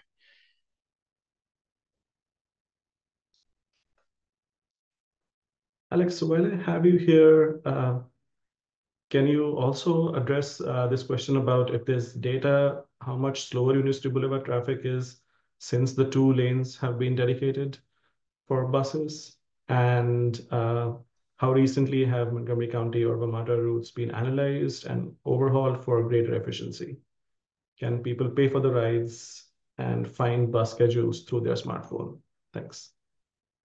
Yeah, thanks for those questions. And I think Nkosi put some information in the chat. I'll try to add some more as well. But to the first question about travel speeds with the dedicated bus lane pilot, MCDOT is evaluating that as part of the pilot. They're evaluating travel speeds, crash data, on-time performance and reliability for the buses, and taking public input. So the pilot lane project started in February of this year and is expected to go for about 12 to 18 months. And at that time, MCDOT would have more information on that. So they are collecting data on, I believe, both vehicle travel times and bus travel times to be able to make an informed decision about the future of that project.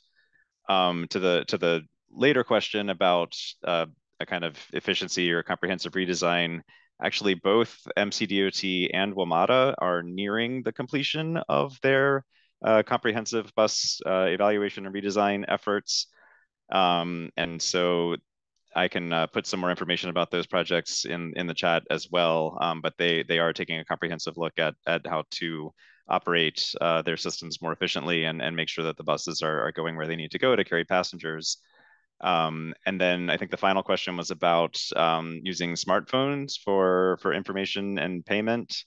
And yes, I think with the Smart Trip app, riders are able to pay their fares with the tap like they would with a Smart Trip card, so that's available through the app. Oh, I'm seeing Jessica shaking your head. Is that not the case on NCDOT? Oh, that was something else. No, I believe that's possible. So yeah, thanks. Thanks, Alex. Carrie, I'm wondering if I can come to you with this next question/concern. This compares the plan area to places like downtown Bethesda or downtown Silver Spring, which have metro stations.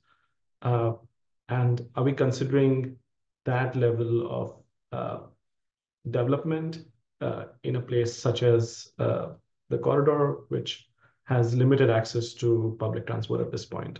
Thanks. Thank you. I'm glad you raised that. No, we are not proposing a plan that's similar to Bethesda or Silver Spring. And so I just want to make sure that's very clear. This plan's land use proposals, so what we're proposing that someone could build on their property along a corridor, has heights at around 50 feet. In some places, such as by the bus rapid transit stops and where we have sort of existing apartments or existing land uses that are taller, we're allowing those tall structures to be there. The zone is allowing that. But where we're proposing to change a zone, it's around 50 feet in height. And so for example, the zone that is fronting the corridor now, the residential zones, is 35 feet in height. So it's allowing a little bit taller than what's there today. As an example, Bethesda has heights of 200 feet. So it's a completely different type of proposal with this plan. So I just want to make sure that's clear. The heights go up at the bus rapid transit stops, and also where we have those existing buildings. And certainly, we have some tall buildings in the plan area, such as University Towers, and those will continue to be there. But in general, if we have a residential property that's changing to the CRN zone, that residential property is going from 35 feet to 50 feet in height. And those are for the blocks that front the corridor only. The other thing I wanted to mention is we are not proposing any commercial development for those change of zones. So we are only proposing residential development. If you're a corridor fronting property, a corridor fronting block, and you have an existing residential zone, and we're proposing that it goes to the commercial residential neighborhood zone, we are not proposing commercial development on that property. We're only proposing residential development. So hopefully that clarifies the question that was in the chat, because I know that is an important point. So thank you. This is kind of an open question. I'm going to make it a two-part question, which is if the goal is to reduce traffic fatalities and address traffic issues, why is residential zoning being considered also? And a follow-up question is, how many properties are recommended for rezoning from single-family zones? I know we stated thank you for the question, Zubin. I know we stated the number early on in the presentation, so I will ask. Yeah, 536 detached residential properties are being proposed to be reclassified in the plan area from either R60 or 92, the commercial residential neighborhood zone, or CRN. Yeah. And then more than, I think it's 1,500, I think 1,400 other properties are being retained in their existing zoning classification. So roughly I think 35% of the existing detached residential properties are being reclassified. I think it's 30, just to clarify, yeah, 30% of the single family homes are being rezoned. So I think the second, yeah, when you're saying 30%, Zubin, you're speaking of the entire plan area. So many parts of the plan area that have single family zones are not being proposed for any rezonings. I think it's also important, maybe in the chat, we can place the link where folks can go look at maps to see what zones are proposed in the plan area. And you can zoom in on that map to see your individual property, or if you're just interested and you want to look at other parts, it's there. I did want to answer the second part of the question, Zubin, about Vision Zero and how that's connected with zoning. So I think it's an important idea to talk a little bit about how transportation and land use are connected. Part of what we're trying to do with this corridor is when we implement transit improvements such as bus rapid transit, which would also include things like new bus stops, new crosswalks, new sidewalks. When we do that, we want to make sure we have people to use that service, because as you know, these projects for transportation are going to be a major improvement for the county, and we're really excited when we can bring these improvements to our residents and to the people that visit and work here. When we do that investment, we also want to make sure we have, the ridership to support it. And one of the ways that we help that ridership is to have housing that's close to those transit stops. So there is a connection between the two. And I also want to mention we have a lot of young children in this area and teenagers that are going to the high schools along the corridor. And we also want to make sure, as we increase the size of those schools and we have more people traveling to them, that the children can get across the street and use the bus service to get to the school. So there's a big connection between the schools and the transportation along the corridor. I think there was also, sorry to dominate the time here, but I know there were some specific questions about the number of severe and fatal crashes that have occurred on the corridor. We have included maps of those severe and fatal crashes in our previous presentations, and we're happy to share those maps with you all. They're all on our website.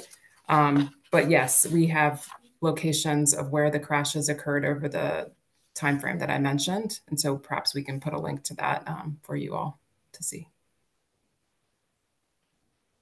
Great. Yeah, thanks, Carrie. And sorry to jump in. I sorry. can put a link. There's actually an interactive crash map that's publicly available that shows the locations of those crashes, and you can also filter different severities of crashes and look at different locations. So I'll put that in the chat.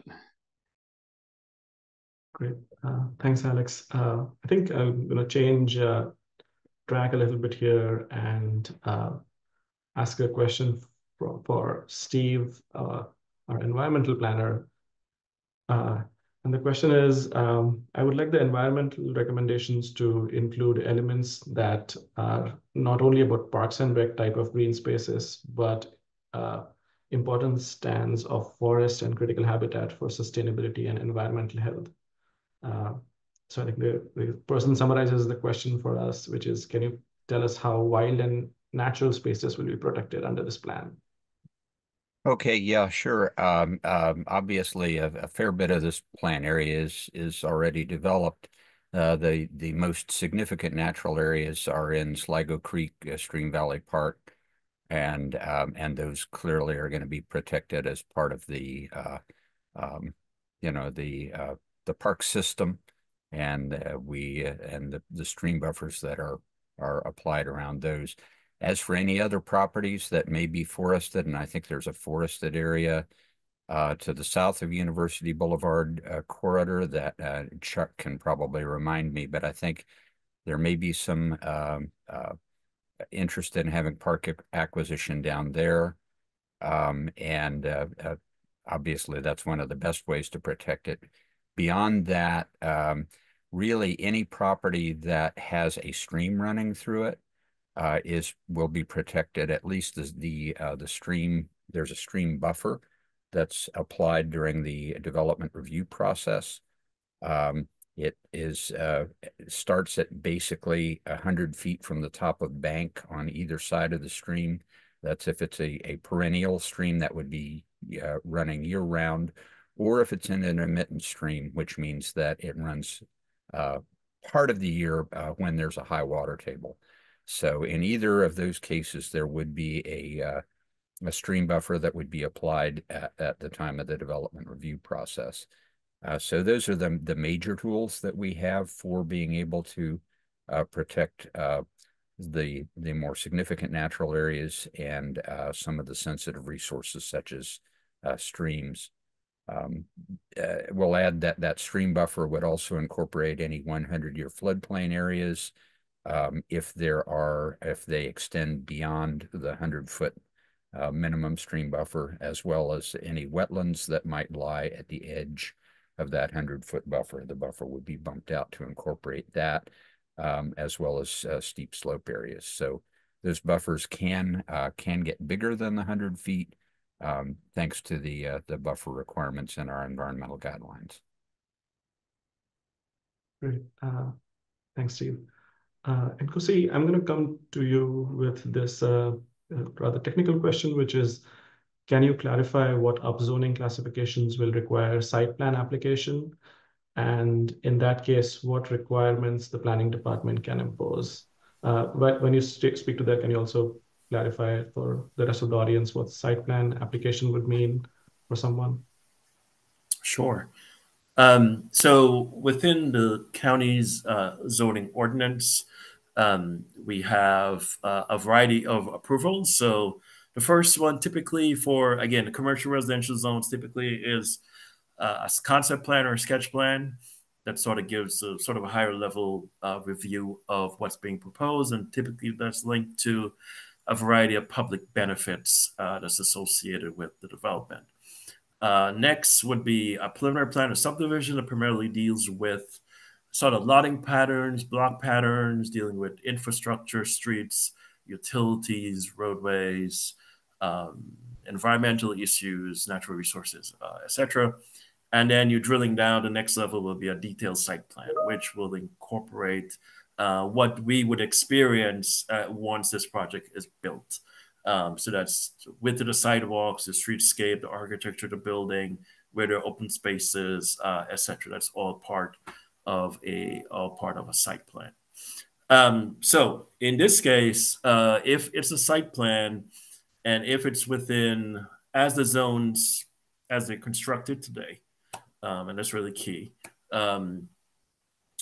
Commercial residential neighborhood zone typically requires a preliminary plan of subdivision. Or you get a building permit from the Department of Permitting Services. Anything bigger, such as commercial residential town, would get you into a concept plan or a sketch plan, as well as if you have a recorded parcel, then you wouldn't have to do a preliminary plan. But if you don't have a recorded parcel, then you have to do a preliminary plan. So more details, but a site plan will typically follow. Again, and that will lay out what we would experience. And then typically either with a concept or sketch plan or with the site plan, there will be public benefits associated with the development. And again, that's something that's submitted as part of the developer's proposal. And it's primarily would be for the CRT zones and commercial, residential, or CR zone. Great. Thank you. I know we have like 6 minutes left, so I do have one parks question. Chuck, if you're available, do you have a plan to build public restrooms in Sligo Creek?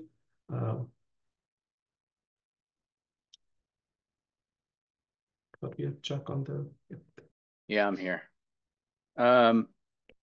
Yeah, so we are conducting a public restroom study countywide right now. You know, it is a big issue in the park system. You know, everyone needs to pee, is sort of the statement that we're hearing. So the answer is no, we're not specifically looking at Sligo Creek for permanent bathrooms, but one of the things that the bathroom study is looking at is locations where we might need porta johns. You know, porta johns is a strategy that is much more cost effective than building permanent restrooms. We do build permanent restrooms in our regional and recreational parks, and on occasion in our local and neighborhood parks, but not really in our Stream Valley parks, no.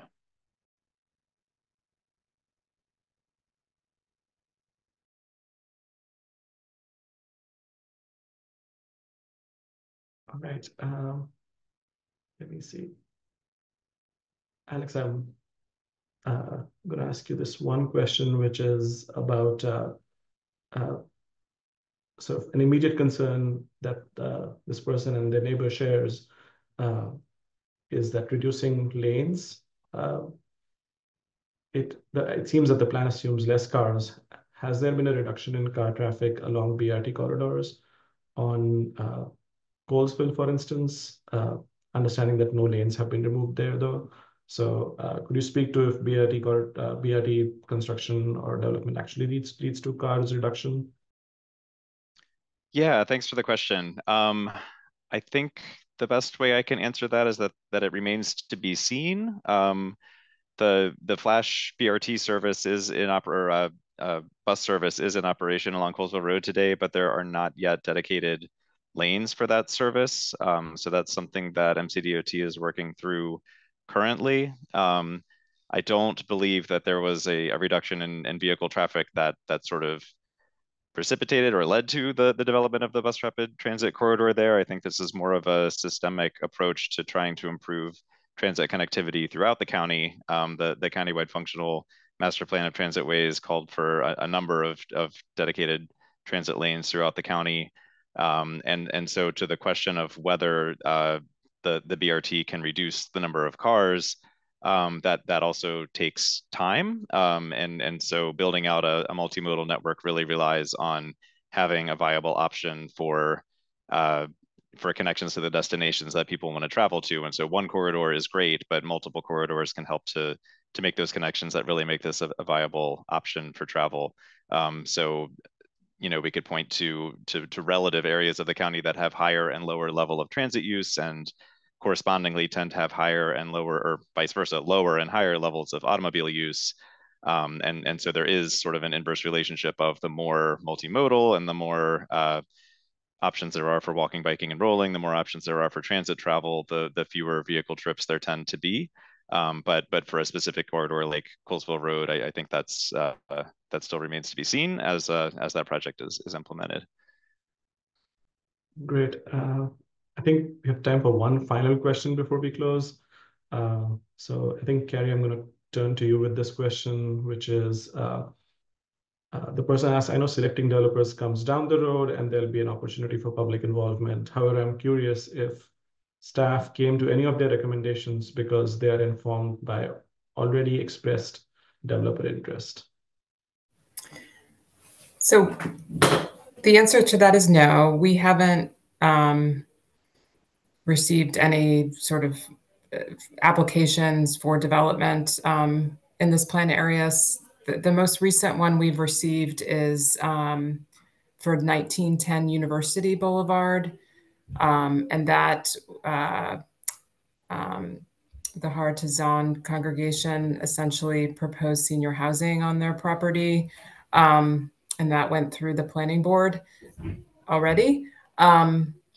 We you know, through this process, you know, we're working with the community, and we only review developments that developers propose to us. So, you know, if someone has ideas for their property, they may not come to the planning department in a form, you know, so we can't predict all things that will happen in the future.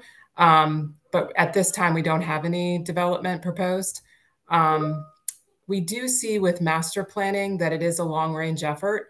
So we work with communities on master plans, and these are like 30-year plans that are implemented typically gradually over time. We want to see the improvements come for the community. A lot of times through the master plan, we are identifying what the community wants to see in the future. And so the idea is that that can be delivered either through redevelopment, or the other way that it happens can be through the transportation process through a capital improvement program. But as I said, these are longer term plans and they don't happen overnight. Nkosi, who's our project manager for this, has worked on plans throughout the county, and some of those plans have been implemented and some of them have not. It is contingent upon individual property owners to want to, implement the plan. I see a lot of questions in the chat, and I wanted to reemphasize to the group before I turn it over to Nkosi to kind of closing remarks. I wanted to emphasize to the group that there's still a long way to go in this process. We have a briefing with the planning board tomorrow, which is largely the content of tonight. Although we do have a written document. I see someone has shared that. Thank you, Harriet, in the chat that accompanies that that meeting tomorrow. We are going to have other engagement, and we encourage you to reach out to us if you have questions. We're open to meeting with you individually, or if you have a group of neighbors and you'd like us to meet with you as a group, we're happy to do that as well. And we're here to answer your questions and to be a resource for you. So thank you for your time this evening, and I'll turn it back over to Nkosi. Thanks, Gary. Appreciate it. I know we had tons of questions, tons of feedback, which is good. I'm not sure if we got to answer all of your questions, but at least we'll make an effort. So if we did not answer your question, as Carrie noted, please reach out to us if you want us to come out. As I mentioned earlier, we've met with folks in the backyard. We've gone to different civic groups along the way. Folks on Rogart area came into the office to meet with us. So whatever works for you, please let us know. We have a briefing tomorrow to the board of these preliminary recommendations that sort of covers same information that everyone has seen on the both in-person as well as the virtual this virtual meeting. And we'll continue to engage people and notify folks who have not.